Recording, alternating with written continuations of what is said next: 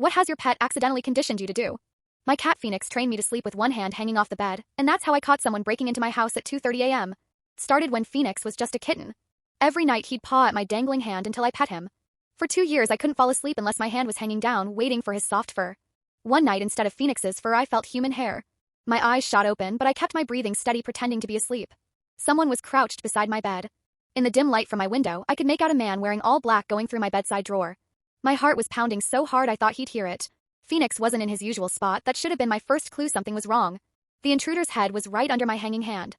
I had two choices: scream and hope the neighbors heard, or do something really stupid. I chose stupid. I grabbed a fistful of his hair and yanked as hard as I could. He yelped and fell backward. I rolled off the other side of the bed, taking my phone with me. The guy scrambled up, but his hoodie caught on my lamp, pulling it down with a crash. "Get out," I screamed, already dialing 911. "I have a gun." I didn't, but he didn't know that. He bolted for the door. I heard him stumbling down the stairs, knocking things over. That's when I noticed something odd. He wasn't going for the front door, he was heading for my basement. The 911 operator was asking for my address when I heard a familiar voice from downstairs. "Babe, what's all that noise?" My blood ran cold. That was Steven's voice. Steven, my boyfriend of 8 months, who I'd given a key to last week. Steven, who was supposed to be on a business trip to Boston.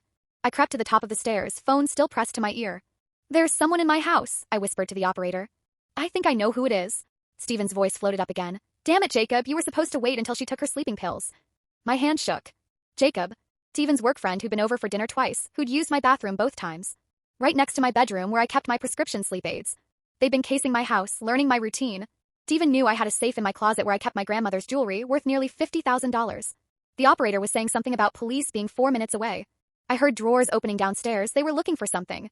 Then I remembered Phoenix. He always slept under my bed. During all this chaos, he hadn't made a sound. I crouched down to check, and there was Phoenix crammed against the wall, fur puffed up.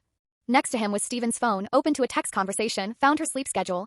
Takes pills at 11 p.m., out cold by 11:30 p.m. Safe combination is 173456. Clean job, in and out. I heard footsteps on the stairs. Steven's voice was closer now. "Babe? You okay up there?" I grabbed Phoenix and locked myself in the bathroom. Through the door, I heard Steven's footsteps in my bedroom. "Come on out, sweetheart." "Jacob's gone. It was just a misunderstanding." Police sirens wailed in the distance. Steven started pounding on the bathroom door. "Open up. We can talk about this." Phoenix hissed, something he'd never done before, a warning. I heard a metallic sound. Steven was trying to pick the lock.